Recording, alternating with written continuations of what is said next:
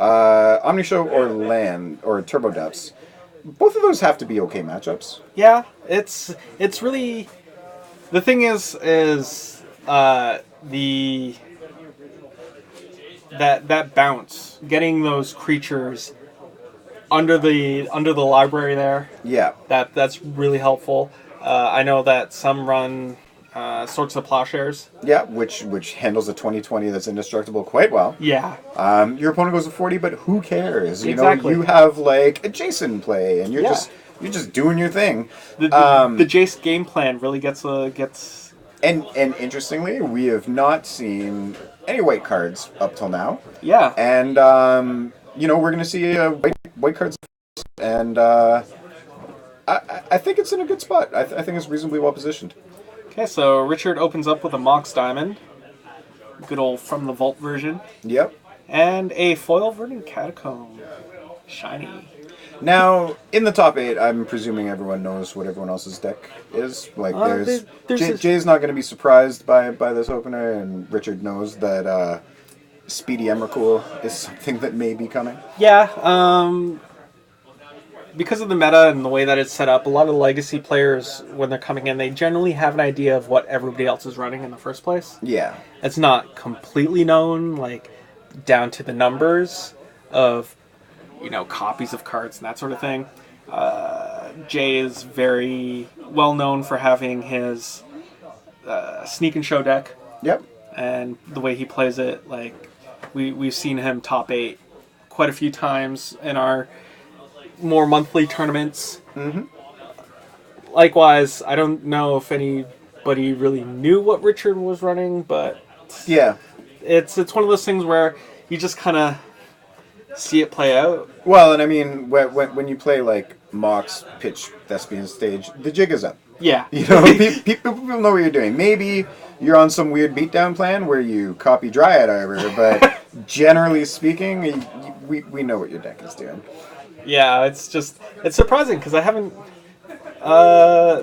actually. There's the Hex Mage. Yeah, that was quick, and a crop rotation. Oh boy! So he's really going for this fast. Jay Riley, I think for options, is a little limited off the top here. He does have Cunning Wishes in his deck, so grabbing some cards that could handle. Yeah. Merit Lage. He does have those opportunities still. Is there anything that handles Merit Lage? There's Wipe Away. Yeah. So that's one of the things about his deck specifically, the way that he built it. He's running the Cunning Wishes so that he can sort of answer what he's looking for. Oh, and okay. a Show and Tell.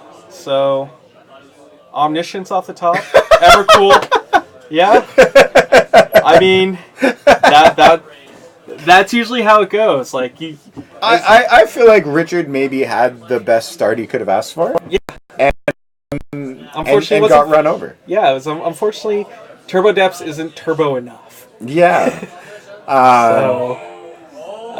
What I would really look for, I guess, in cards is sideboard cards, especially, is just looking for something that can really keep pace with the speed that Omnishow tends to run with.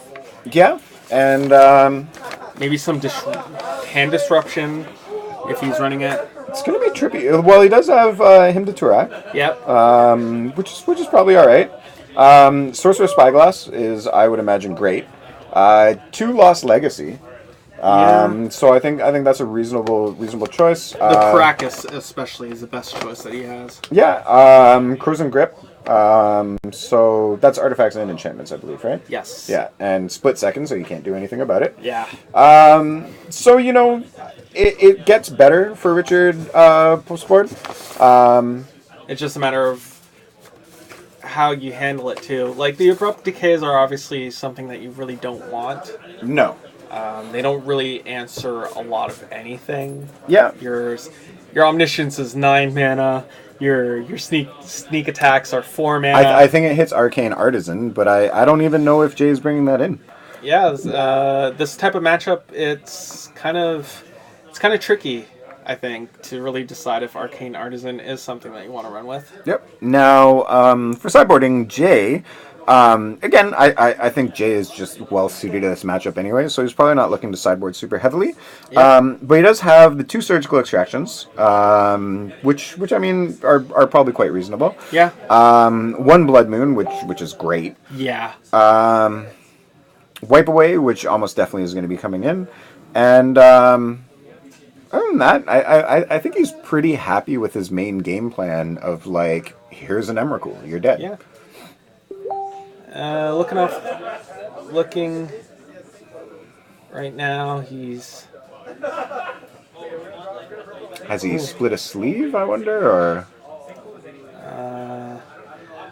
he drew 1, 2, took 2 off the top. Oh, that's rough. So, I think a judge might be coming in to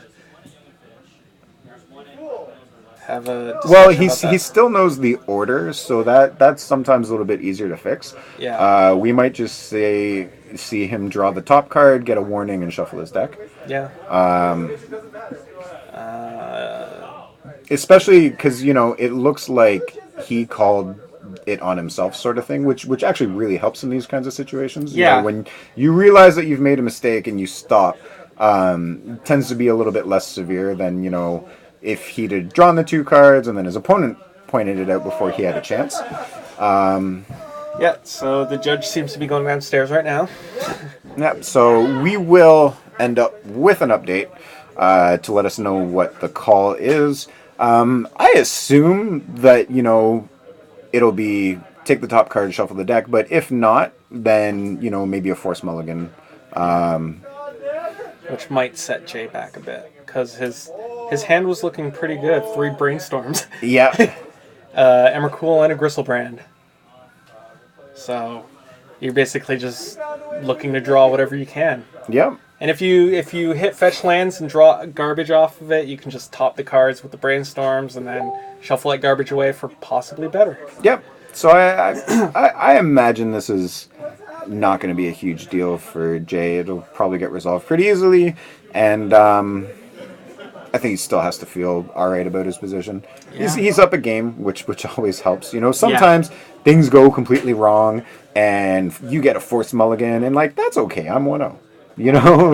Like I can afford to lose one, which you don't want to do, but okay.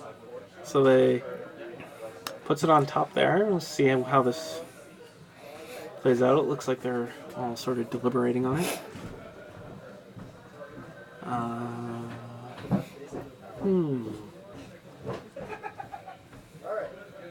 Yeah, this is sort of the trickier part when these sorts of mistakes come up, because...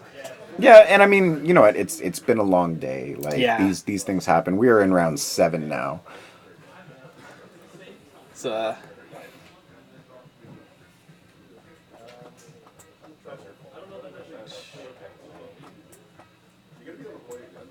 they might be reviewing the tapes.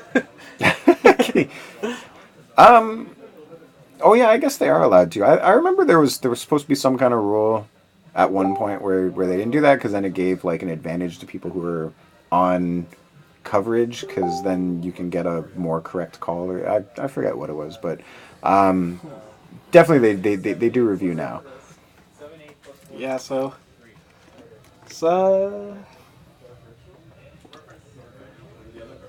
he takes the bottom card? Oh, probably because he saw the bottom card. Oh, okay. Yeah. So. Interesting. Yeah. Okay. Well, and like you were saying, I think he's really liking his starting hand, so he's got to be happy about that. Yeah, we got a Masterpiece Verdant Catacombs. Pop it into a Bayou. Need an explanation of that? Yeah, we're going to get the judge to just go over that call real quick, so it'll just be 1 second.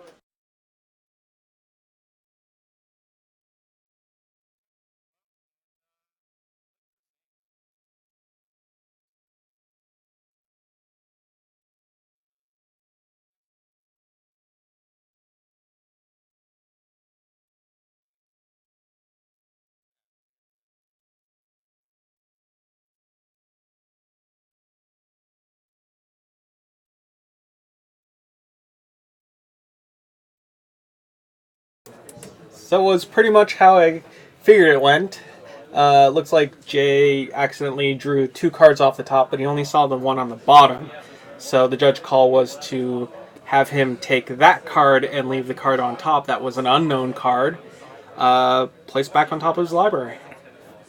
And that looks like that was the Arcane Artisan, or is that... Yeah, he got the thought seized for his Arcane Artisan, which is kind of painful, because Arcane Artisan is really helpful.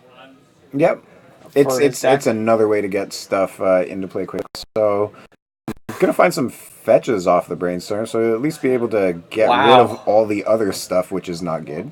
That is a lot of brainstorms. So it looks like he's getting rid of a possible Caracas. Could have been. No, he's not running one. He did get rid of one of the other 3 brainstorms he had in his hand. Yep. I think so. No, yeah. So he's poised to do really well with intuition. So there's brainstorm again, but he fetched already. So. Yep. Get rid of the other stuff. It's a matter of what he fetches, though. Another basic island. I wonder if he's on the Blood Moon plan. That might be the case. With all those brainstorms that he's seen so far.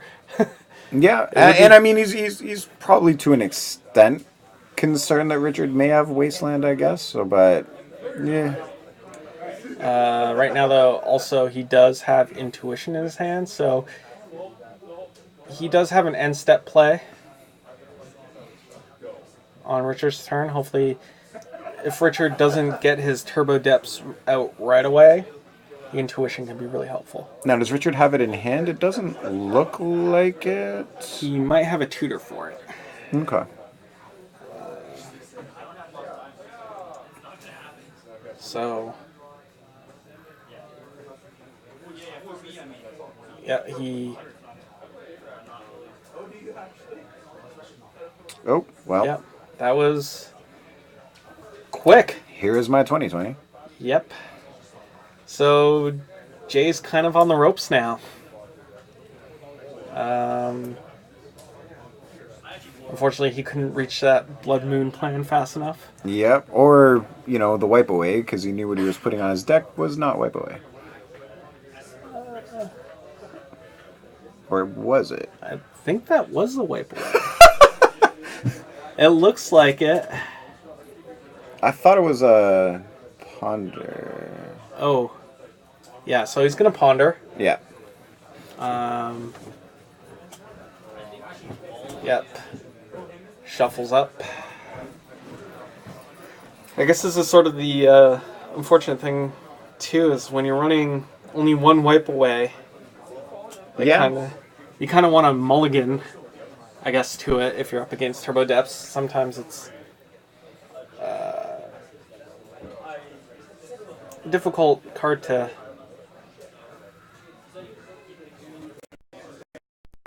I don't know. Another brainstorm. Yeah. Yeah. So, in the movie, like, The Mask, when he tries to throw the mask away and it just, like, flies right back in through the window? Yeah. That's that brainstorm. It's like, get out of here, go, shuffle my deck, and it's back. Like, you just get all brainstorms. That's what your deck has. That would pretty quickly. Yeah. That was a turn 3 Merit Lage. Yep, and it looks like they're going to game 3. So Two fast decks doing their fast things. In fairness, Richard's deck has been very consistent because game 1, he had a great start as well. He just, surprise Emrakul. Yeah. So I kind of have to feel that, like, being on the play or the draw is very relevant here. Yeah. Especially for the Turbo Depths deck. Yep. I find that when you're on the play, extra land drop just is really easy to capitalize on. Yep, absolutely. And especially against a deck that, if you're Force of Wills, when you're up against Force of Wills and those types of things, it's like not many people really think enough to like go, oh hey, Force of Will, you're Sylvan Scrying or something like that. Right? Yeah, absolutely. So You can just sort of sneak your way in, and when you're on the play, you just with those extra having that be ahead with the land drops just really helps. Yep. So, thank you. So looks like they're going to game 3, and we get to see how this plays out. Yep. Just find my stuff, win the game. And there's a blood moon. All right, and an ancient tomb. So this is going to go pretty. And he's going first. Yeah. That's a keeper. So that might just be it. Unless Richard has a Thoughtseize or Inquisition, which I'm not sure if he does. Although I see black cards. I know one is Dark Confidant. Yep. And Life from the Loan. If he can catch this Blood Moon, I think this is a great hand. Oh, there you go. Yeah, so unfortunately, Jay didn't have the Lotus Petal in hand. If he could have done the turn 1 Blood Moon right away. Only. Yeah. The turn 1 Blood Moons tend to be really... Yeah, so...